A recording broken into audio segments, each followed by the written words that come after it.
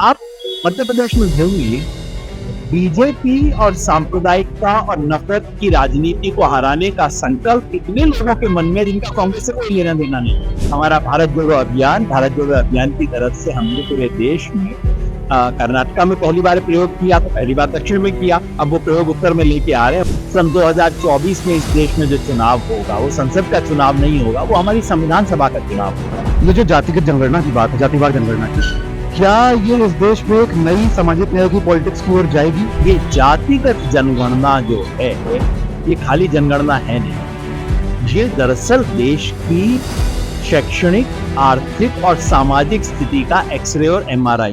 कहते हैं कि मंजिलें जब एक हो तो मुसाफिर भले ही अलग अलग रास्ते से है, वो कहीं ना कहीं बीच में टकराते हैं। और हम लोग मोटरसाइकिल डायरीज में मोटरसाइकिल दौड़ाते हुए इंदौर पहुंचे, और इंदौर में हमने सोचा शाम को सर्राफा आए रात को और कुछ खाया पिया जाए, लोगों से बातचीत की जाए। और वहां हमें टकरा गए, हमसे योगेंद्र यादव टकरा गए, बिल्कुल टकरा गए, हमने बिल्कुल टकरा गए। हम दोनों ने ये सोचा नहीं था, और मैंने भीड़ में झलक देखी और मैंने आवाज दी। और अभी हम लोग सर्राफा में से कुछ स्ट्रीट फूड खाते हुए निकले हैं। पहला सवाल यही है, स्ट्रीट फूड जब खा रहे थे तब कुछ पॉलिटिकल सूझ रहा था? अरे ना बाबा, सारा दिन रात थोड़ी ये करना है। काफी मैंने कई बार आया यहाँ पे, लेकिन बस कभी भी संयोग ही नहीं बना। हर बार सुना, हर बार सोचा रात को जाएंगे, कभी समय पे सो गए, कभी ट्रेन पकड़ ली, कुछ कर लिया, तो आने का मौका नहीं मिला। इस बार मैं 11 बजे पहुंचा और मैंने कहा ना भैया, सीधा इस वक्त में सराफा जाऊंगा, एक बार मुझे देखना जरूर। देखिए, कभी जो संयोग नहीं बना था, उसको दो संयोग बने। क्या आपने सोचा था कि आप मुझसे टकराएंगे यहाँ से? बिल्कुल नहीं। अच्छा, मजे की बात की याद, देखिए सब कुछ खाया और सब कुछ उल्टे सीक्वेंस में खाया। यहाँ खाया मैंने नारियल का एक बड़ी शानदार चीज, नारियल को क्रश करके उसको नारियल के पानी में डाल के बनाया। पता नहीं क्यों साउथ इंडिया में नहीं बनता, वहां बनना चाहिए। वो लिया, कुल्फी खाई आखिर में, नहीं बीच में। पानी पूरी यानी कि गोलगप्पे खाए पहले नहीं, सबसे आखिर में। और मक्खी की किस, वाह, मतलब बिल्कुल नई नई चीजें खाई और एकदम लोगों से देखा। बीच में एक बार जरूर लगा मुझे कि मध्य प्रदेश के लोग, ये इंदौर वाले लोग साल दर साल यहाँ बोर नहीं होते। ये मध्य प्रदेश के लोग 18 साल में बोर कैसे हो गए, जरूर एक बार मुझे लगा। लेकिन ये लोग इसलिए बोर हो रहे हैं क्योंकि ये लोग लगातार फूड इनोवेट कर रहे हैं। सरकार इनोवेट नहीं की। बिल्कुल बिल्कुल।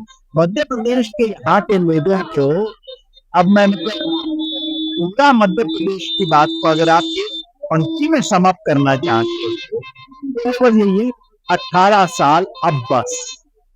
आप जब ये कह रहे थे, देखिए मैं तो पॉलिटिकल बात करेंगे, रहे हम कहीं पर। आप जब कह रहे थे ना कि पता नहीं साउथ इंडिया वालों ने, साउथ इंडिया वाले क्यों नहीं बनाते, वो ऐसा बहुत कुछ नहीं बनाते हैं जो नॉर्थ इंडिया वाले बनाते हैं।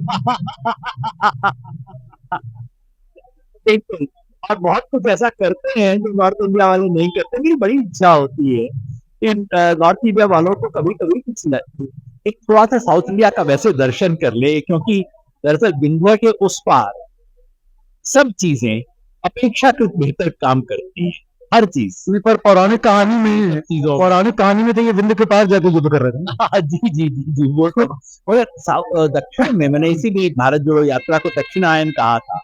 मैंने कहा उस देश में बहुत पता नहीं कितने समय से ये उत्तर भारत वाले, हमारे जैसे हिंदी वाले, वो सब अपने आप को मकान मालिक समझते हैं, बाकी सबको किराएदार समझते हैं इस देश में। तभी आप जो है किराएदार से सीख ले लो कि वो क्या कर रहा है। इसमें लगता है थोड़ा सीरियस बात को मतलब आई मेरे दिमाग में, उत्तर भारत वाले वहां जाके सीखे, उससे ज्यादा जरूरी ये है कि शायद कोई पेलियर जैसा मिला हो तो उत्तर भारत को।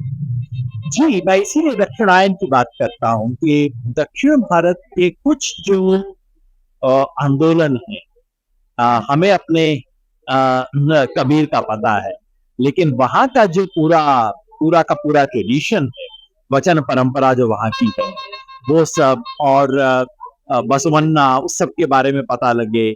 इस सदी में अगर आप पेरियार के बारे में सोचे, उससे पहले आप तमाम जो आंदोलन हुए हैं, केरला में आंदोलन हुए, इन सब के बारे में थोड़ा सा अगर हमें पता लगे, सामाजिक न्याय के आंदोलन कैसे हुए और कैसे वो करुणानिधि जो लगातार मुख्यमंत्री बनता रहा, वो किस जाति से था, वो उस जाति से था जिसका परंपरागत काम मंदिर के सामने तुरही बजाना। वो व्यक्ति वहां का मुख्यमंत्री बन सकता था। बहुत कुछ सीखने को है दक्षिण भारत से, यहाँ इंदौर से भी इंदौर आप आए हैं, जाहिर सी बात है राजनीतिक कारण से ही आए जाए।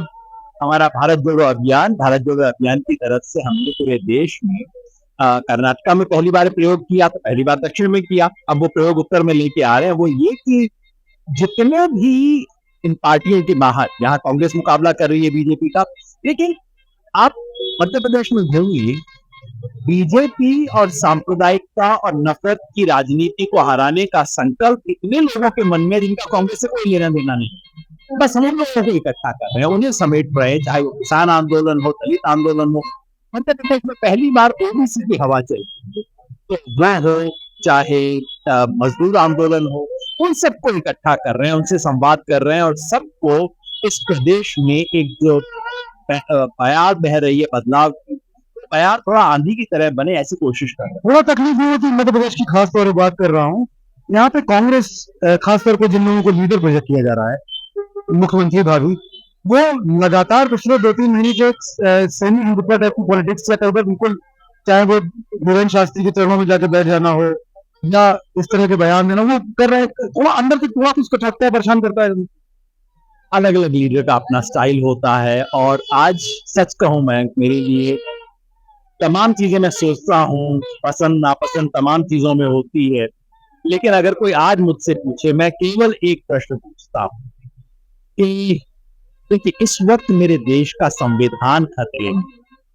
सन 2024 में इस देश में जो चुनाव होगा वो संसद का चुनाव नहीं होगा, वो हमारी संविधान सभा का चुनाव होगा। इसलिए मैं केवल एक सवाल पूछता हूँ, ये जिस भी व्यक्ति को मैं चुन रहा हूँ, चाहे इसकी शर्ट सफेद है, मैली है, काली है, पीली है, जिस दिन मेरे देश के संविधान पे वोट होगा, वो उसके पक्ष में वोट डालेगा या उसके विपक्ष में वोट डालेगा। मध्य प्रदेश नाली न बनवाए, मेरी सड़क न ठीक करवाए, मेरी बिजली बाद में हो जाएगी, ये सब बाद में देखा है, इनका भी काम कर लेंगे, इनको भी उतार लेंगे। तो पहले एक काम तो हो, प्राथमिकता और सांप्रदायिकता से भाई। बिल्कुल। अब एक सवाल ये कि मध्य प्रदेश के बारे में अब देखिए, जो कि अतीत आपका जो अतीत है वो तो कभी हम हटा ही सकते एज ए से चुनाव विश्लेषक के तौर पे। मैं वैसे सवाल नहीं पूछूंगा, तो टीवी के लोग पूछते हैं, पर दो चीजें, एक ये जो जातिगत जनगणना की बात है, जातिवार जनगणना की, क्या ये इस देश में एक नई सामाजिक न्याय की पॉलिटिक्स की ओर जाएगी?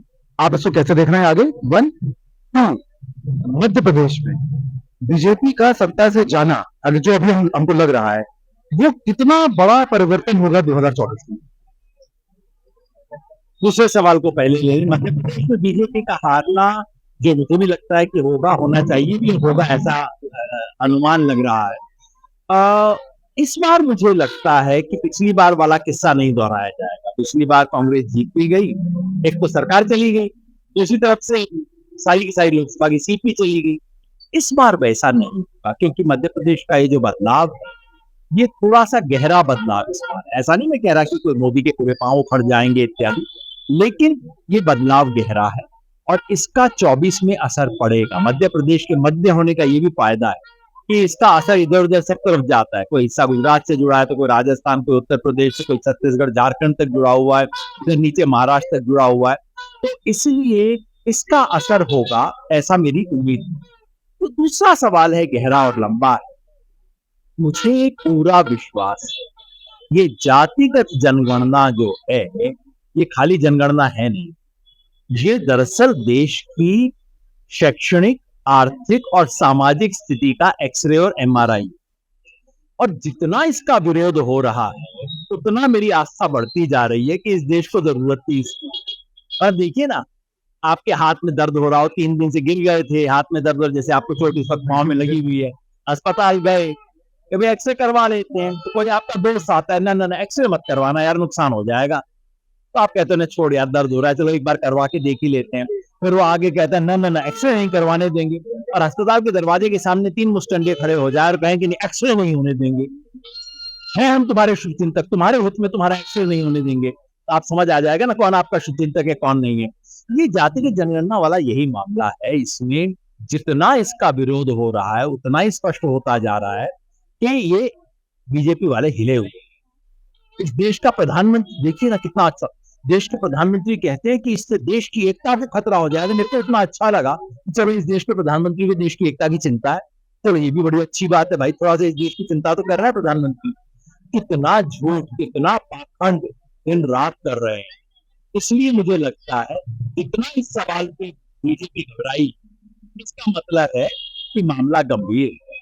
और जितना कोई आपको एक्सरे मशीन में जाने से रोकता है, ना ना ना एक्सरे मत करवा लेना, इसका मतलब क्या है, उसे भी पता है कि एक्सरे में क्या निकलेगा, वो जानता है कि क्या निकलेगा।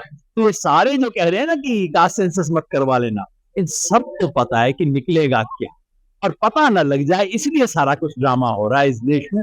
और इसलिए मुझे लगता है कि ये होना चाहिए, और इससे इस देश में बदलाव, एक बहुत गहरा बदलाव होगा। हमने मंडल 1 देखा, मंडल 2 देखा, ये मंडल 3 की शुरुआत। मंडल 1 में कांग्रेस आउट थी पूरी तरह से, मंडल 2 में किसी तरह से बस में सवार हो गई, मंडल 3 में कांग्रेस ड्राइवर की पोजीशन में आ रही है, और वो इसको बदल सकती आखिरी सबसे मुश्किल सवाल, है। यहाँ जितनी चीजें थी उनमें सबसे अच्छी कौन सी लगी? उससे मुश्किल सवाल ये कि दही बन्ना जो है वो दिल्ली में कलोरा का अच्छा है कि इंदौर में दर्राफा का? आप मरवाएंगे तो मुझे यहाँ पे इंदौर से वापस निकलना है कि नहीं निकलना। इसलिए मैं सबसे सेफ बात कहता हूँ कि जो मक्की की खीस थी, वो मैंने पहली बार, पहले मैंने कभी नहीं खाई मक्की की खीस, वो। और ये जो नारियल को मिक्सी में डाल के वो जो बनाया था क्रश, नारियल क्रश, ये भी यहाँ का नया ही नाम है। ये दोनों बिल्कुल अनूठी चीजें। बाकी ऑफ कोर्स 12 फ्लेवर का गोलगप्पा भी पहली बार मैंने खाया, तो इसलिए आपके दही पल्ले वाले सवाल में कोई राजनेता की तरह मैंने बाईपास करते हुए इंदौर से अपनी वापस निश्चित कर। वैसे मेरा मानना है, अगर आप लोगों ने नहीं खाया हो तो दिल्ली में कलेवा का जो दही बना उसका भी जवाब नहीं, तो ये अलग है, दोनों को मैं रैंक नहीं कर रहा हूँ। और ये सराफा में हम अचानक टकरा गए, दोनों की दिल्ली से आए हुए हैं मैं मेरे वालों, और हमने कुछ खाया पिया, और एक अच्छे पॉलिटिशियन की तरह जैसे अंतिम सवाल जोगेन ने डॉज किया, मैं जब ये 10 तरह के पानी वाले गोलगप्पे या बताशे पताशे इंदौर में जो भी कहते हैं वो खा रहा था, पानी पूरी कहते हैं। हाँ पानी पूरी कहते हैं, मुझे गठबंधन की पॉलिटिक्स याद आ रही थी, अलग अलग फ्लेवर वाले, और मैं बाकायदा एक एक इसका नाम बता रहा था। फिलहाल जो दोनों गठबंधन है इसमें आप सारे दलों के नाम नहीं याद कर सकते, इसलिए बेहतर है कि यहाँ आके पानीपुरी के पानी के नाम हम कम से कम याद कर सकते हैं, और चीज खाते हुए और खीस बिपोरते हुए इंदौर के सराफे से मेरी साइकिल डायरी से कशिश सिंह के साथ मैं सक्सेना पॉलिटिक्स की।